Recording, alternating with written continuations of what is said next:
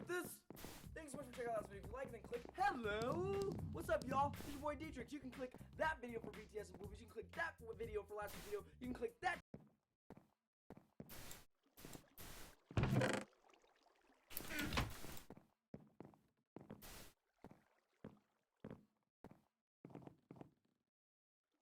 For this video, I wanted to explain a large majority of the information we have about the First Order, where they came from, and why they may be far more dangerous than anyone really perceives. To explain exactly why the First Order is so powerful, we first need to talk about some of the events that occurred in the past, since the Order's power is a direct result of some of these events. A year after the events of Return of the Jedi and both the destruction of the second Death Star and both the deaths of Vader and Palpatine, the remaining members of the Empire rallied on the planet of Jakku, where they had amassed an army of weapons and troops. Since the Republic's attack had essentially come out of nowhere, the Empire did not have the time to effectively mobilize all their weapons and resources. The result of this was a bloody but nearly even battle between the two forces. Eventually, with the New Republic's final push, they vanquished the Empire's presence on Jakku, but suffered severe losses as a result.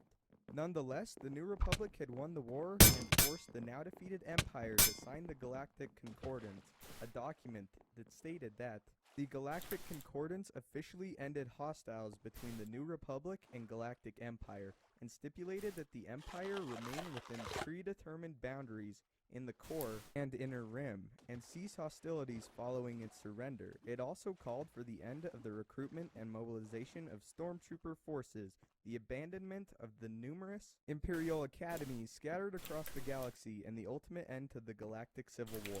It also called for the Empire to give up its claim on the core world of Coruscant to the New Republic, along with abandoning the practice of torture. Although the majority of the Empire agreed to the terms and therefore became no threat at all, a group broke off and refused to have any part of the New Republic. The severed group traveled to the unknown space and territory where they could lick their wounds and orchestrate a return to power. This concerned some, but the new Senate ultimately viewed it unnecessary for them to pursue something that they perceived as a small group of extremists that couldn't possibly affect the development of the New Republic. Meanwhile, this group, now known as the First Order, regrouped and began expanding by colonizing new planets and forming an army of loyal stormtroopers, most acquired through kidnapping.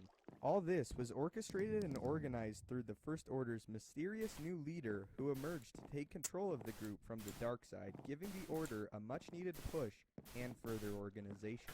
This mysterious leader was known as Supreme Leader Snoke. Snoke was smart, and having witnessed the past blunders of the Empire, decided not to have one set face for the Order, instead opting to colonize many planets and spread the Order apart so that they could not be easily destroyed at once as the Empire was on Jakku. The First Order also put the vast majority of its resources into the military, since the responsibilities that the Empire had of maintaining a whole galaxy was no burden any longer. This allowed the Order to implement better weapons and training for their troops, better in fact than the Empire ever had available to them. Snoke then began to send small groups of First Order members into the inner rim to test the stability of the New Republic. This action was in large part made to cause a distraction to the Republic so that the First Order could begin construction on a design for a new superweapon, the Starkiller Base. The First Order also gained some power over the Senate through bribery and illegally transferring large amounts of credit to buyout senators who would stress the unimportance of the Order to the Senate and the people of the New Republic. However, not all were blind to the power the First Order was gaining. Leia Organa voiced her concerns, and with the help of many like-minded senators, the resistance was formed to combat the First Order. But this would prove difficult due to the Order being widespread in largely unexplored territory. It was also at this time that Snoke seduced Leia's own son, Ben Solo, to the dark side through manipulation over his grandfather, Darth Vader. Shortly after this, Ben, now referred to as Kylo Ren, with the help of other members of the mysterious Knights of Ren, slaughtered all of Jedi Master Luke Skywalker's New Order which caused the Jedi to go into self-imposed exile to help deal with this great tragedy.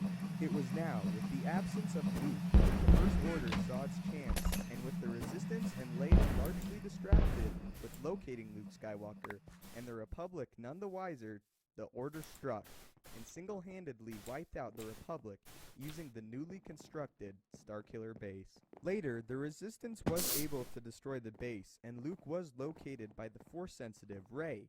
However, the presence of the First Order still looms over the galaxy, and the playing field has been evened, with all key members of the First Order still in play.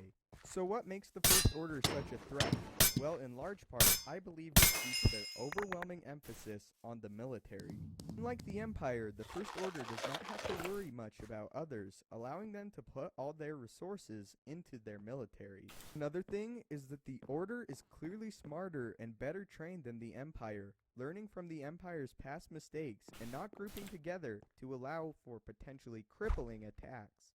And even with the destruction of the Starkiller base, they have never been more dangerous, since now there is no Republic to stop them from taking back control over the galaxy. I would like to read a statement by Kylo Ren concerning the philosophy of the First Order.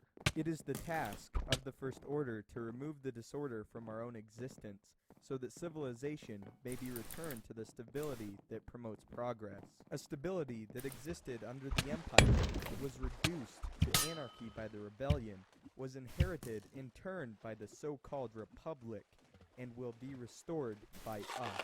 Future historians will look upon this as the time when a strong hand brought the rule of law back to civilization. So what do you think about the First Order? How exactly powerful do you think they are? Thank you so much for checking out my video. Please subscribe for future Star Wars videos. May the Force be with you, and have a great day. Hi.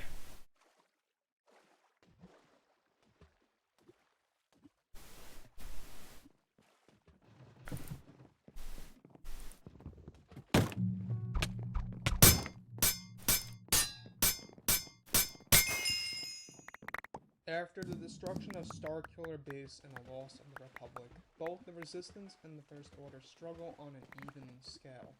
The Supreme Leader Snoke has ordered both Kylo Ren and General Hux to come before him to fine-tune Kylo Ren's mind, after seeing many faults in his skills upon Starkiller Base.